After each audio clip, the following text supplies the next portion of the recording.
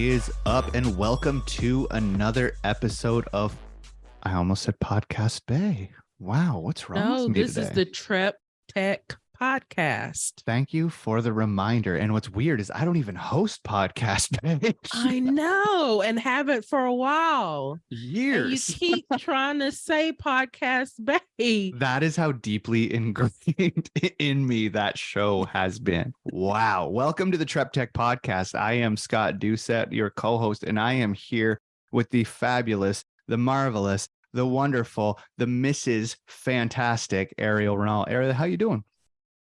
Woo woo. Hey, everybody. Thanks for tuning in for another episode of the Trep Tech Podcast. I got it. I am so excited to be on the mics today. Scott, what do you want to talk about? It seems like you lead all the conversations. Lately, I have ideas that I'm bringing to the table, and I know the pendulum will swing back and I'll never get to talk again at some point, and that's okay with me. That just seems to be the rhythm we've got. First of all, I do want to point out that I am recording right now, sat on a toilet in a bathroom, not like on the toilet. The seat's down. I'm not using it. But, sure. But yeah, could you imagine multitasking to a whole new level? That's how dedicated I am. We had to go at 2:30, but I had to go at 2:45. So here we are. No, I'm potentially converting a bathroom in my home into a recording studio because I like the color in here, and it's a nice small room. And so I'm trying it out for a recording or two to see kind of if I want to go through with ripping a toilet and a sink and all that out, putting new flooring in and making it my own, you know? So it's kind of exciting. Goodness, you're going to go all the way with it. Rip out a toilet? Well, I don't want to make I could keep the toilet and just spray paint it a different color and that could be my seat, but. Yeah. Or put a seat over it. I love it. That you can move in and out, take in and out. I'm gonna send you the pictures of where I'm recording right now. I'm gonna message them to you. Where are you at? Can we post it in the show notes too? Yeah, you know what? If you want to, go ahead. I just need to find your name here. Airial, there you are. I got paint cans and everything in here. There you go. They're coming your way here in a minute. I needed to test out like connectivity to the internet. Do I get good signal back here? All that stuff, right? How are the acoustics? Oh, wow. Yeah, I would never known. Because on the camera, you don't see any of that. You just see the wall behind me. It looks all official, but I am sat in a bathroom. Aside from that, that's new. I wanted to talk this week about opportunity cost because I was offered a job at a store that I really loved not too long ago. And then I got headhunted by one of the higher ups, an executive, to take a promotion. I accepted the promotion and I did some traveling this week, and I'm doing some traveling next week, and I'm doing some traveling the week after. And there's more money involved, and it's a full-time job, and it's like there's a lot going on with it, but it's higher up in the company. Like it's a good spot. It's commission sales, it's management, it's a little bit of everything that I love, right? So if anyone's been following along, like sales and management are my bag, and I've been offered that.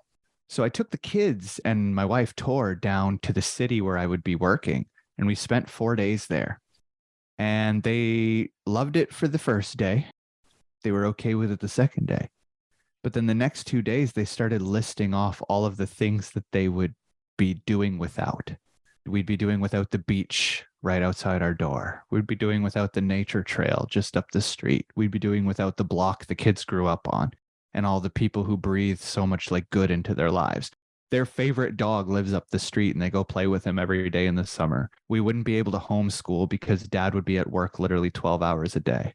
And as they started listing off these things, I started realizing that, holy shit, I'm going to miss all of that too. But more than that, I'm going to miss out on the opportunity to have a flexible schedule where I can hang up my headphones at 12 p.m., go outside, play in the sunshine until the sun goes down and start work again. Or if I just roll over and go, I don't want to do this today, I'm going to call Jesse and give him my work.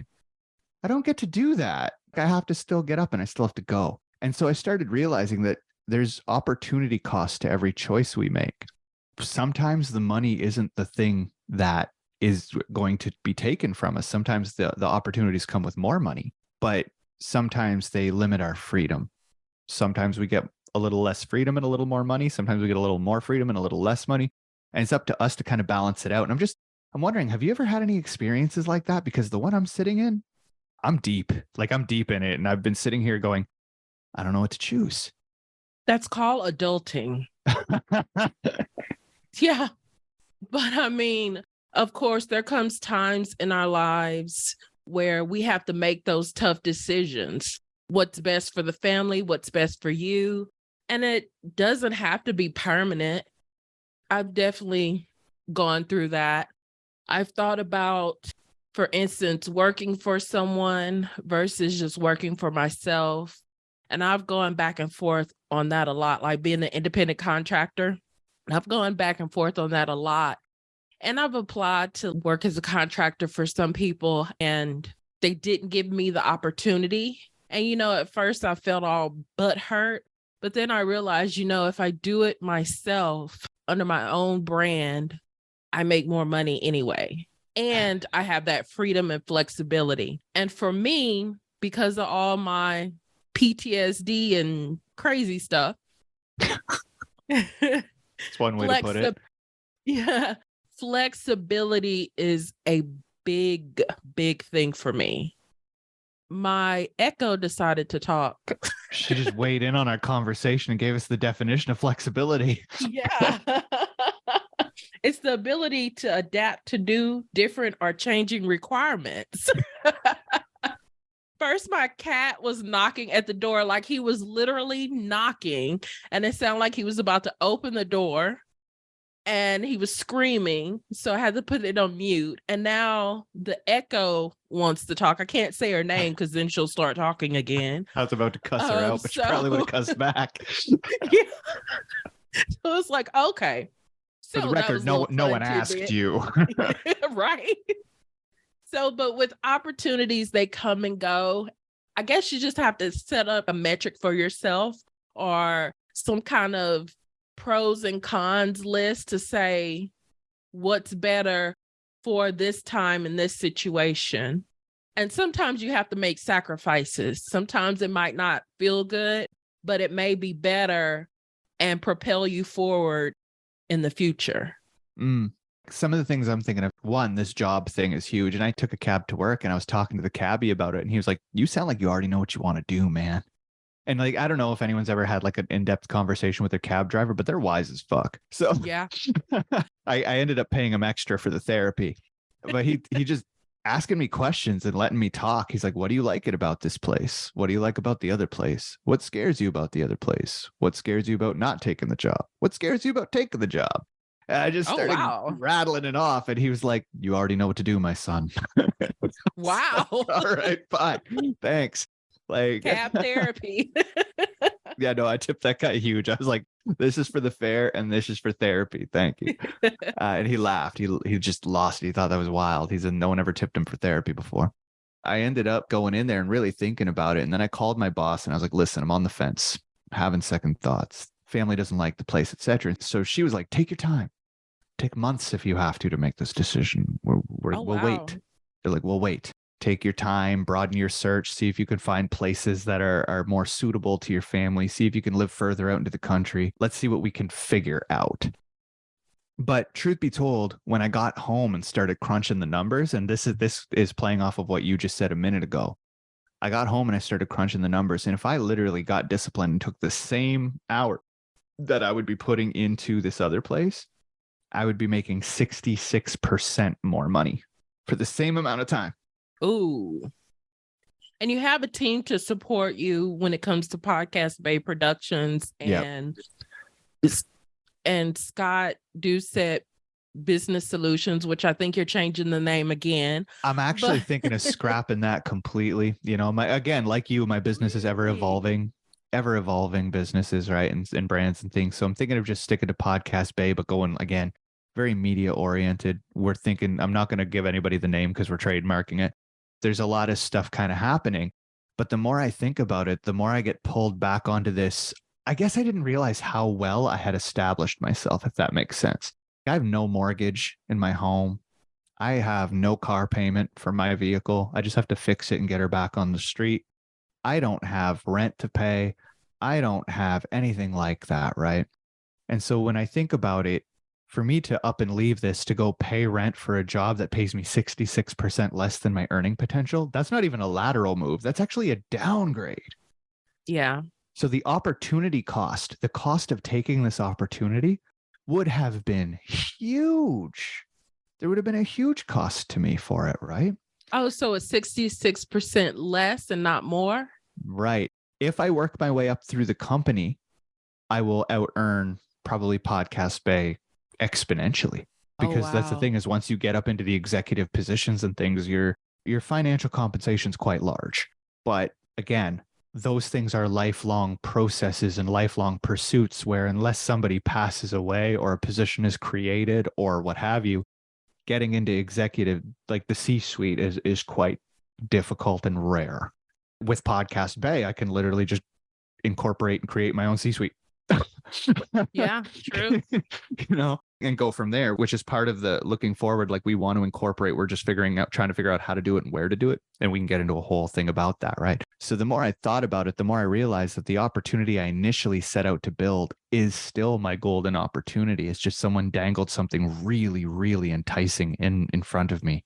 And I jumped and I took it. And now I'm realizing that under further evaluation, it might be costing me more in the long run than I think it is. It might not be as good of an opportunity as I thought. And the only reason I know that is because I'm aware of opportunity costs and I weighed it out. To put it in layman's terms for maybe the coaching industry, have you ever had a client, Airial, where you're like, oh my God, this is going to be an extra $1,000 a month. This is a great opportunity. And then you get it and it costs you your sanity because the person's impossible. Yeah. No, not worth it. No. Right. Or you jumped on a That's another project. episode. You jumped on a project you thought was great because it was good, but the person might not have had the budget for you. And you were like, whatever, I'll do it pro bono or I'll do it at a discount, only to feel resentful later because you were like, oh man, that's a lot of work. I really should have been charging for that. Yeah, Those are all conflicts of opportunity cost. it is. That's just one of the things that I'm running up against right now, is because I've taken great opportunities and I've taken poor opportunities. And I've noticed that no matter what, whether it's a good one or a bad one, it's going to cost you somewhere. Yeah. And so on what you were saying earlier, you've got to come up with a metric. Mine is, I measure it against my values. Do you do that? Oh, of course. Of course. What does that look like for you? My values are integrity, personal responsibility, transparency, authenticity. So Especially if someone wants to integrity. work with you or you want to take an opportunity, it kind of has to align with all of those things, right? Yes, it's not just one or two, it's all of them. And I will sit down and think, are they aligned with my values? Is it on brand for me? Mm. What is the cost? Right. What is the cost? And what is the opportunity within this? And I've had to turn away some clients. I've had to refund some money because it's just like, it's not worth it. But it sounds like you had a wake-up call. And sometimes we need those wake-up calls because it sounds like now you realize just how successful you've been with Podcast Bay. Well, yeah, I mentioned it in the past that like I don't often notice it. I think it was on like episode 2 where I said like I don't often notice where I've come unless I'm forced to look back at it. And Yep. I was forced very hard to look back at this and think this is what I'd be sacrificing. I'd be putting my baby to bed, first of all. I could still work Podcast Bay, but it would have to be cut down to like a skeleton form of itself that I could accomplish in like 3 hours a day, which is doable. And I could still probably keep all my current clientele and do it, which has also shown me that I do need to thin some stuff out because I See? know I can. This has helped me become more efficient within my business, but it also has shown me just how important it is to keep going with it instead of getting distracted by bright, shiny, beautiful, lucrative objects. Yes. Yes. Yeah. Any tips or like 1, 2, 3s to give to the listeners when they face an opportunity and how to weigh the costs? Yeah. I mean, so I think number one would be don't accept it immediately. If you are important enough, people will wait. They'll wait for you. So they'll give you a time. They'll try to stress you. I need it by the end of the day, or I need your decision by tomorrow, or I need whatever. But if they're really, really gung ho for you and they really want you, they'll wait an extra 24 hours while you ponder it. So I'd say don't rush your answer. And then I would say talk to someone who's known you a long time. Talk to someone who knows your values. In my case, it was my wife. She told me that I've always been talking about a simple life, freedom, flexibility, the ability to play with my kids in the middle of the day or have a barbecue at 3 or 4, like just kind of, and she said that like I would be giving all of that up to hang out in a mall during all the nice weather. Yeah. She's like, all summer long, you'd be there from open to close or open to whenever your shift ends. And then you'd get home, you'd get 2 hours with the kids to put them to bed. And then that's it. Off to Podcast Bay you'd go. We'd never see you. We'd lose you. And you've always said you're very family oriented. She was kind of my true north in that. She was my North Star. Like I spoke to her and she kind of reminded me who I am. Mm-hmm. She brought me back down to earth because, yeah, it's so nice to feel important, wear suits to work, run the most effective sales team in the province. Like, yeah, that feels good. And that was good because now you see what people from the outside, what they see you as. What like they see how me great of capable a, of. Yeah. yeah. Even if you don't take the opportunity, the teasing of the opportunity showed you so much. That alone will help you grow.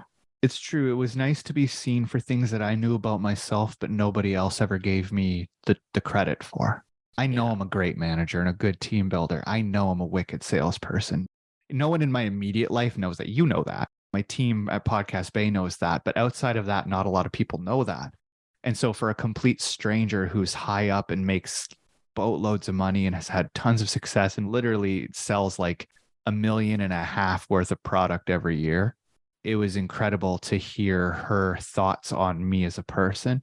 She said I was the first person in 18 years to check her management style, and she liked it.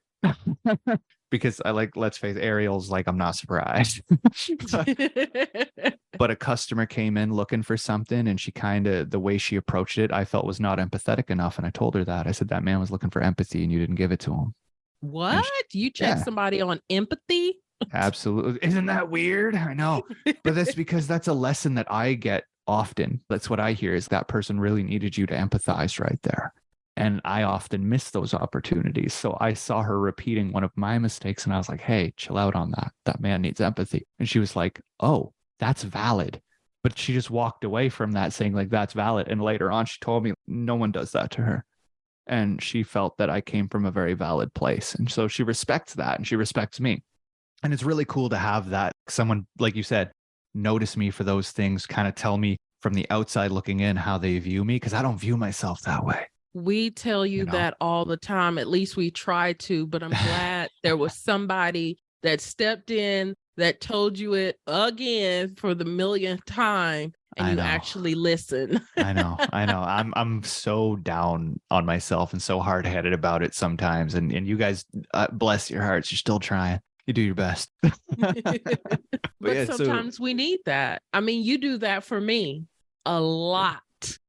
Yeah, because I take for granted what I'm able to do, and not really take for granted, but I just think that other people can do it. And then you're like, Airial, no, people struggle with this. And it's like, really? Oh, okay. The curse of knowledge, right? Let me just pull a whole brand out of your words and out of your brain, put it all in visual representation, complete with offers, services, products, sales pages, landing pages, email automation, a website, colors, everything. Nobody struggles with that. No. And I didn't realize that I did that, but I do in my head. Like you said, as the person is talking, I'm listening. Yeah. And I'm formulating. Yeah, you've really helped me in that way. And I'm glad that this opportunity knocked at your door so that you could hear it from somebody in her position, tell you those things. And to have somebody headhunting you and waiting for you and all that, that's the ego boost. It is. I got to be careful with my ego, though, because my ego is what got me accepting this mess in the first place, right? But I'll say when I got home, like to talk about reverse opportunity cost, like I'm about ready to turn down this opportunity. Obviously, I'm not going to keep going with it. it's not aligned with my values, right? My freedom, my flexibility, my family, it doesn't align. So I've got to turn it down. But then what's the cost of turning it down? I now lose the security, being able to go get out a car loan or another mortgage, no problem, because people really love employed people more than self-employed people. Yeah. My whole staff can go get apartments and I can't. I'm considered high risk. That's why I had to buy my house cash. Yeah. And it's weird because like you can do one, but you can't go pass a credit check. I can now, but at the time I could not pass a credit check to save my life, right? So the security, I'm passing that up. I'm passing up. The one that hurts me the most is I'm passing up mentorship. The woman that would be training me is, in my opinion, the most business savvy, sales prowess, and management solid person I've ever met. And so, see, those are the types of things I will weigh. Like, how can this help me grow? Right. Even if it's just for a little bit, can it help me grow so that when I step back out of it, is it going to help my business? Right. And so there is cost when you turn down an opportunity. Usually it's money. In my case, it's not money, which is so weird. Yeah. I want it for other things, right? But also, like, I thought I was making this decision because I thought my kids wanted the zoo at their fingertips and fun things to do. And I thought my wife wanted shopping and restaurants and amenities. And it turns out that they're satisfied just to kind of go down and do that for a weekend. But then they want to come back home to the wildlife, to the block, the quiet, to being able to ride your bike down the street and not have a crackhead steal it. Yeah. Yeah. There is an opportunity cost either way. So I think, just like I said, finding out what your values are, what is it you really want out of your life? I could have been a playboy. Like my wife even told me that I can still go down there if I want to and just come up for the kids' birthdays, come up for Christmas, come up for Thanksgiving, come up for all the important days and go live my life. She gave me an out. Oh, wow. Like an actual out. And I had to sit there and go, okay, my egotistical self could go out and be a high-flying business playboy and just do it all because I'd have all the time in the world, no kids. I would be able to do this, pull this off, live in a tiny apartment and just work. Yeah. And have my fun. But that doesn't align with what I want out of my life. I want my kids close. I want to be married. I want various things that are very important to me. I'll tell you, when I got home from the trip and when I came to the realization that I didn't want this, my house suddenly isn't so small anymore. My street isn't so boring anymore. My town isn't so how can I put it, but non-accessible anymore. The non-provisional, because I used to get mad that we don't have everything. Yeah. But it's not far. Maybe I like that we don't have everything because that keeps more people away and I get my quiet little town on the beach. You know? Yeah. And then you have opportunities to go out of town and it's like a family trip to go shopping or whatnot. Yeah. I think the biggest payoff of this is it turned my curse into a blessing. Yes. And so like that I kind of wanted to bring that to light because opportunities can come and they can go, like you said, but they all come with pros and cons. They all come with unexpected gifts and unexpected setbacks. And so it's really important to be making decisions based out of who you are and what you truly want. And if you're unclear about that, you can get into a lot of trouble. Yes. Yes. So definitely know those things, what your values are, what you want in life, and what are your non-negotiables. And Talk I guess to somebody who knows you. Yeah. Talk to somebody who doesn't know you, like the cabbie. Yeah, that was big. That was big. He had no personal investment into my success at all. And he was just like, yeah, buddy, you know what you want to do, so do it, which is great. And yeah, just make sure you know your values. And so Airial, on that note, your offer, the tech concierge, right? You are paid on retainer, a certain amount per month, and you offer all kinds of things like automation support, branding support, tech support, graphics and things for people, all kinds of stuff. Like I couldn't even get into everything you offer, integrations and all of that. How do you make it so that you're still serving as many clients as you have to the best of your ability, but keeping it so that it stays within A, profitable, but B, within your value structure? Tech is something that I would do even if I wasn't paid for it. You know how they say, what would you do in life even if you didn't get paid for it, it would be tech. But I want to put food on the table and be able to reinvest in my business. So that's why I came up with the service. And I know we've talked about me possibly raising the price, but I'm like, I like where it is right now because it's affordable and it's so in depth. I mean, because I really offer like almost everything in it. Yeah. I got to be careful not to cannibalize my offers when I create other ones. Or yourself for that matter, because if you do Yeah. too much, you have to stay within the guardrails of your price, obviously. Yeah. I do have an amazing team that I can subcontract things to. And sometimes I have to sit down and think because I'm like, okay, I'll do it. I'll just do it myself. And then it's like, no, if my team can do it, give that to them and then do the things that only I'm able to do, that my team, like the software platforms that my team doesn't support. With the clients that I have now and the service that I'm able to offer, because I love supporting people. I love helping people build and reach their goals and aspirations. And I know that tech is one of those things that would just make people feel defeated. And I'm like, that's not necessary. I got you. It's something I love. I got you. So you can do what you do. And that was really within my values. Really, truly. That is the best offer I've had. I don't think I'm ever going to get rid of it.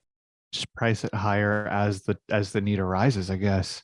Or do different tiers. It depends. I don't know Yeah. because I like where you keep saying price it more, but I like where it is right now. But we'll see. I mean, things change. Feedback, right? You'll get feedback from yourself and you'll get feedback from your clients. They'll be like, I don't use this. I do use this. I don't use this. I do use this. And you'll be like, this is a lot of work. This isn't much work.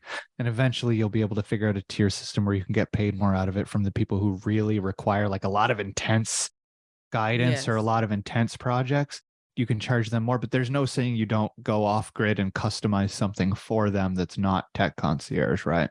Maybe that's where you get your pricing. Maybe Tech Concierge can stay at its rate forever, but if people require a lot of work, you go, okay, this is flirting with the borders of what the Tech Concierge can offer. Let's customize something for you, because that's And what I we do, and it works great. And I actually do that. I have some project-based things like a web design. We have the collaboration of the podcast launching. So those are project-based and those have their own special pricing. And then Cool. if people want ongoing support, that's the Tech Concierge. Brilliant. I love that. And that stays within your values and keeps your opportunity costs exactly where they should be. And then if something else comes along, you can kind of weigh it against everything and say, this fits, this doesn't, which is nice. Yeah. You're in a good place. Yeah. But that flexibility and freedom is everything. It really is. It's turning out to be. It's turning out to be. Because like I love being able to just be like, I don't want to produce right now. I want to go like watch a movie with my wife, or I want to go take my kids to the beach so they can go start their morning at the beach, when ordinarily I'd be stuck somewhere behind a desk or whatever doing something else. So like this has shown me a lot. It's been really eye-opening. So opportunity cost is really important to consider. Yes. Yes. Any last words? Not from me, but I will say that if you are struggling with tech, if you're struggling with any of that stuff, because maybe doing all the tech is keeping you stuck behind a desk and away from your families, or producing your podcasts is keeping you stuck behind a desk and away from your families and doesn't align with your values because you kind of hate the tedious stuff, you'd rather be doing other things that align with you more, definitely reach out to Airial for her Tech Concierge program.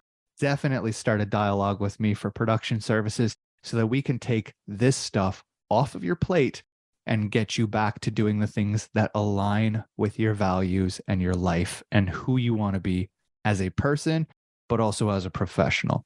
So with that, that is me signing off. Airial, thank you so much for your time today. Deuces.